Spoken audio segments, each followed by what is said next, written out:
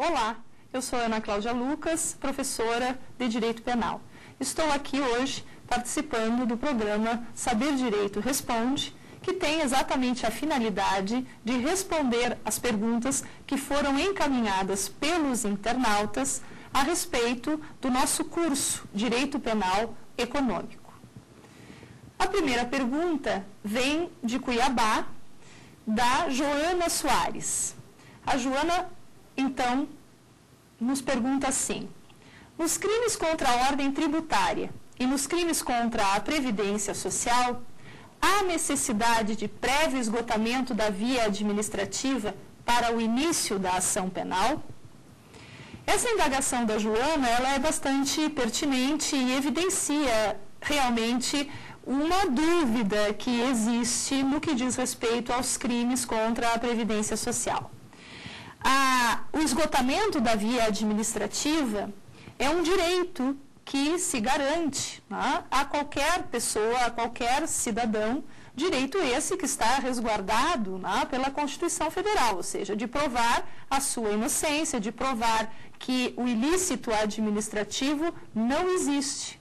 E assume ainda maior importância aqui no nosso contexto, porque na medida em que o ilícito administrativo previdenciário ele fica evidenciado como inexistente, também desaparecerá o ilícito de natureza penal.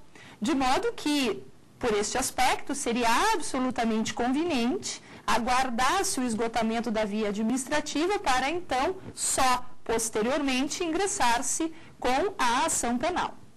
Por outro lado, também não se pode desconhecer o direito que tem o órgão do Ministério Público de ingressar com ação penal em se tratando de crimes previdenciários, especialmente estes que são de ação penal pública incondicionada. Ou seja, o Ministério Público, como detentor do direito de buscar a persecução penal, ele não está obrigado a aguardar o esgotamento da via administrativa. Havendo indícios, indicações suficientes da autoria e da materialidade de um delito, em se tratando de ação penal pública incondicionada, o Ministério Público tem todo o direito de interpor a ação penal.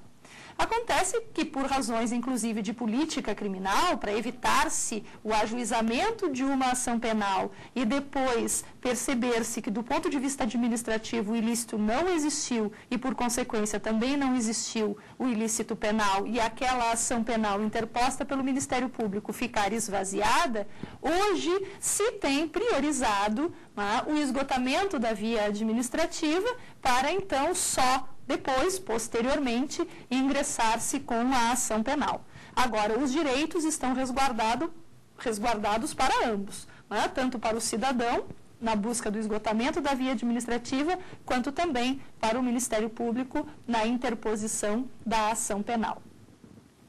A nossa próxima pergunta, ela veio de Goiânia e quem enviou foi a Kátia Queiroz.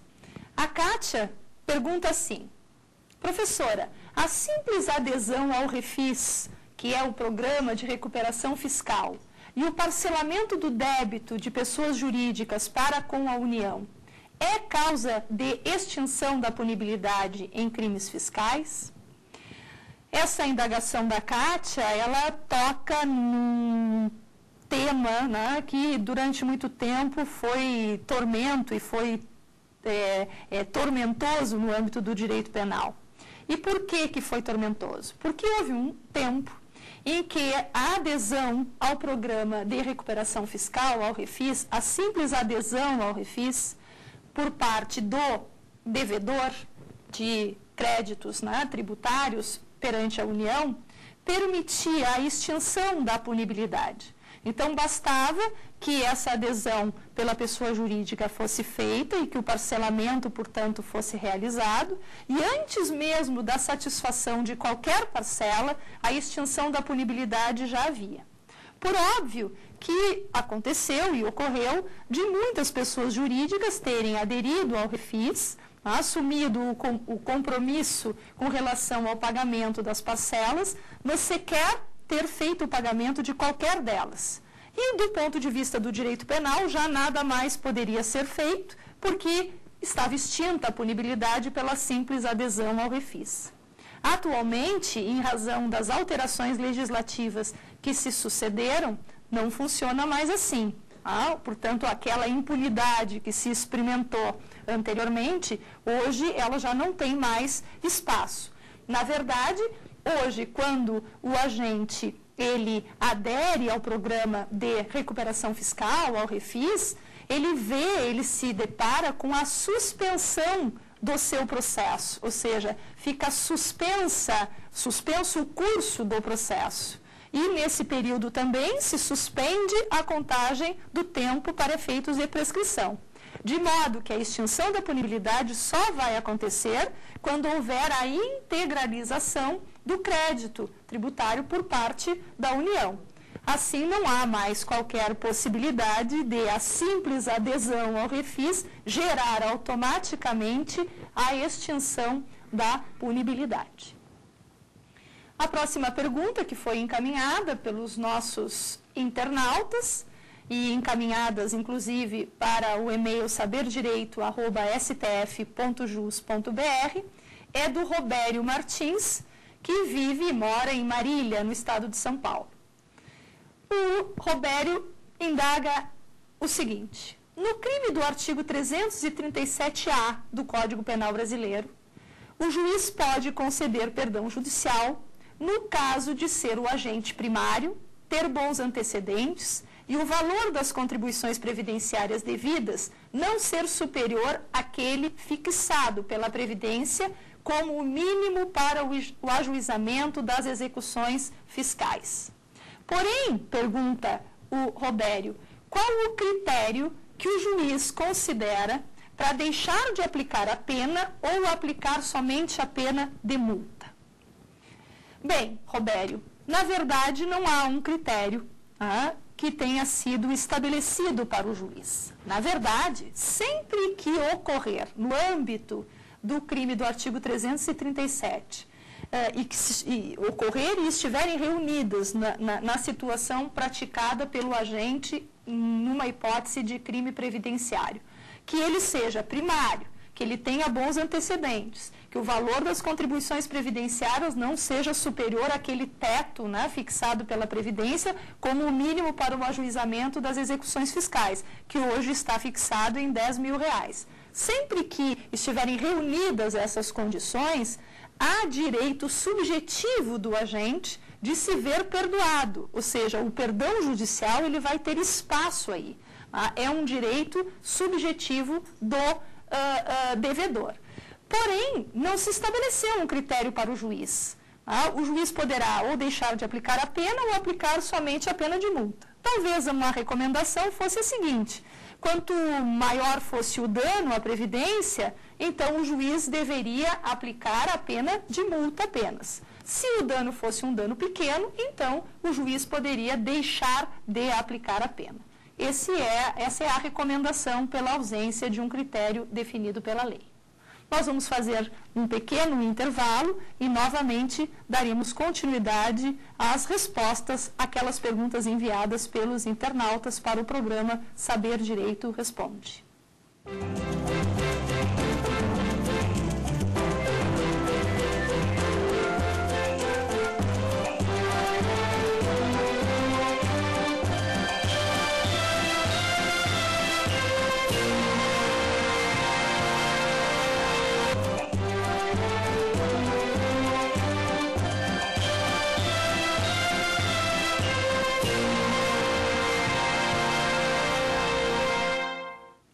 Dando continuidade ao programa Saber Direito Responde, que se destina exatamente a responder as perguntas encaminhadas por e-mail pelos internautas, nós temos aqui a pergunta do Rogério Amorim, aqui de Sobradinho, no Distrito Federal.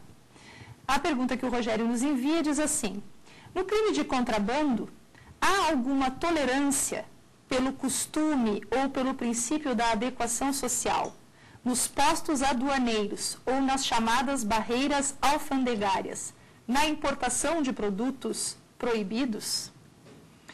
A pergunta do Rogério é uma pergunta bastante pertinente e difícil e poderá até gerar algum tipo de perplexidade, né, na resposta que ela merece, que eu darei aqui. Na verdade, não se poderia pensar em qualquer tolerância, né, ao contrabando de mercadorias proibidas. Vejam que o contrabando é uma modalidade delituosa exatamente que busca, né, que pretende proibir o ingresso ou a saída de mercadorias do território nacional, exatamente porque são mercadorias cuja importação ou exportação estão proibidas, estão vedadas. Essas mercadorias, elas não podem transitar, né, nem no sentido da importação, nem da exportação.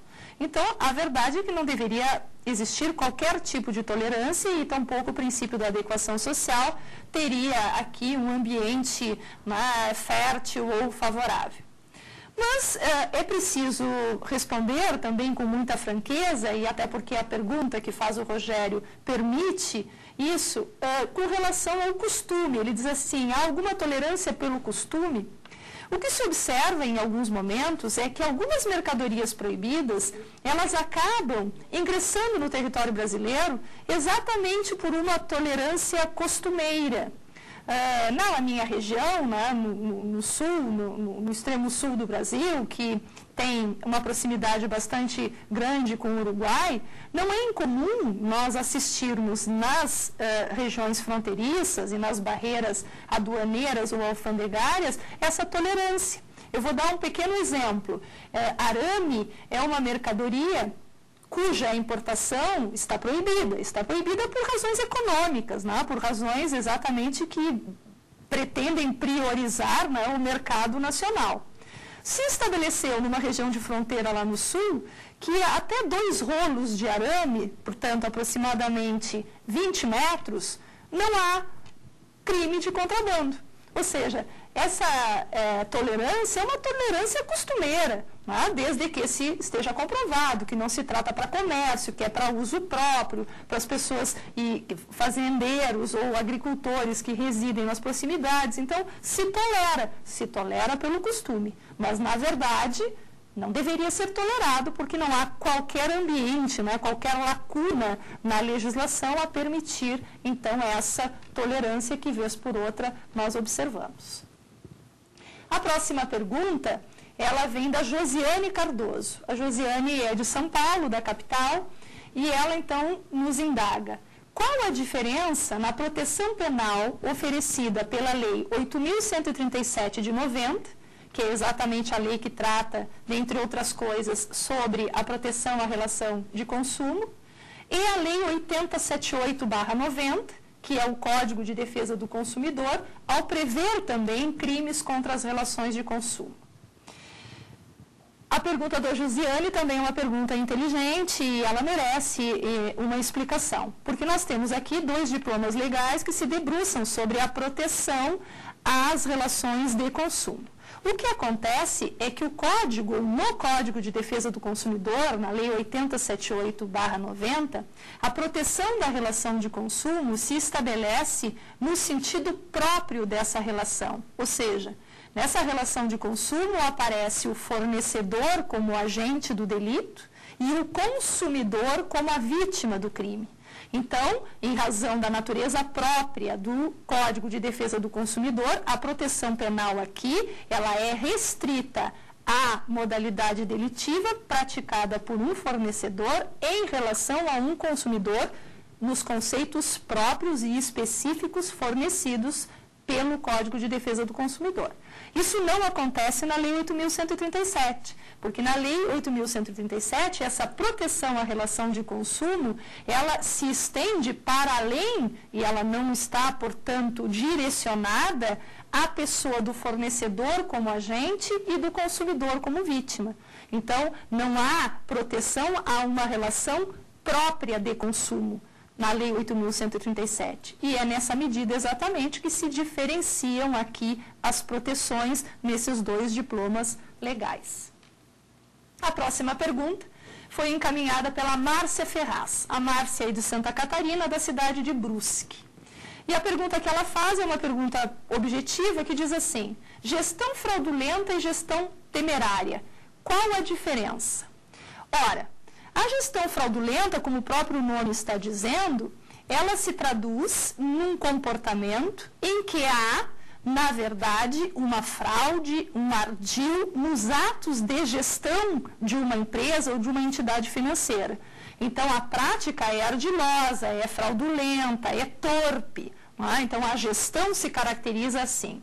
Já na gestão temerária, não é isso que acontece. A gestão temerária, ela não é, por óbvio, fraudulenta. A gestão temerária simplesmente significa que os atos de gestão foram praticados e conduzidos nos limites, de algum modo afoitos, de algum modo imprudentes, ou seja, assumindo um risco maior, em razão exatamente da prudência necessária ou da prudência recomendável nos atos de gestão de empresa. Portanto, é nesse sentido, na presença da fraude, do ardil, da torpeza na gestão fraudulenta e na ausência desses componentes na gestão temerária, que se traduziria apenas nessa, então, administração mais afoita, mais imprudente.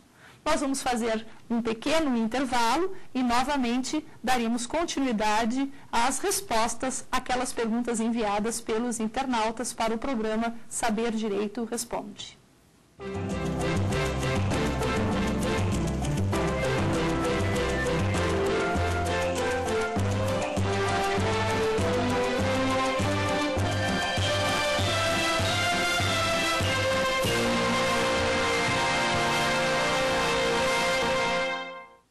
Retornamos para dar continuidade à nossa tarefa de responder às perguntas encaminhadas pelos internautas para o nosso programa Saber Direito Responde, relativas ao nosso curso Direito Penal Econômico.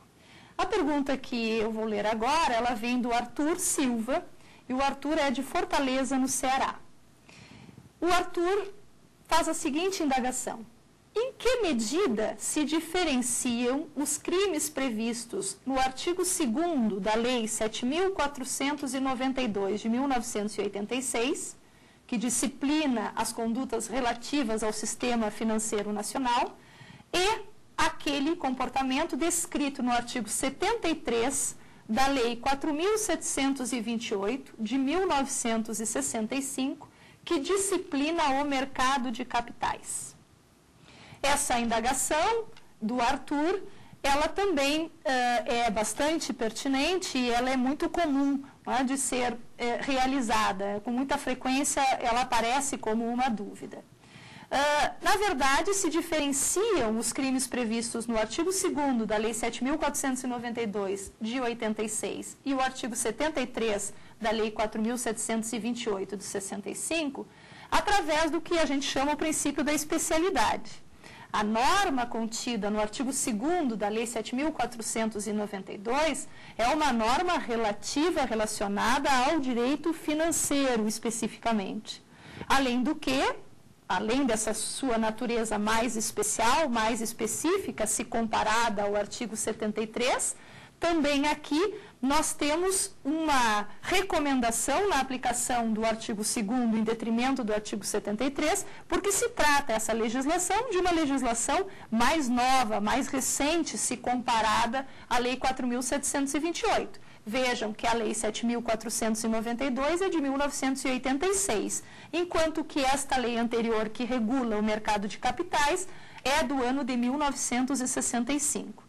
Então, exatamente pelo princípio da especialidade, por aquilo que tem de particular, de especial, de específico, o artigo 2º da Lei 7.492 de 1986, na regulamentação dos crimes contra o sistema financeiro nacional, ela sempre vai ser priorizada, ela sempre vai aparecer como uma primeira alternativa em detrimento do artigo 73 da Lei 4.728 de 1965. A próxima indagação vem da Carolina Alvarenga. A Carolina, ela é de Vila Velha, no Espírito Santo. A pergunta é bastante longa, eu vou ler com vagar. Diz assim a pergunta da Carolina: na Lei 7.492 de 1986, em seu artigo 6º, está previsto o delito praticado por quem induz ou mantém em erro sócio, investidor ou repartição pública relativamente a operações ou situação financeira, sonegando-lhe informação ou prestando-a falsamente. A pergunta agora, mais objetivamente, é a seguinte: havendo fraude bilateral, ou seja, recíproca, ou seja, se a vítima também age aqui de má-fé, exclui-se a responsabilidade penal pelo seu consentimento? A pergunta da Carolina tem a ver com o comportamento da vítima também aqui contribuindo para a prática delituosa. Na verdade, quando há fraude bilateral ou recíproca, essa fraude ela advém por parte do agente do delito, mas também é, de algum modo, satisfeita ou praticada pela própria vítima, que consente na fraude e que, portanto, fomenta a existência da fraude.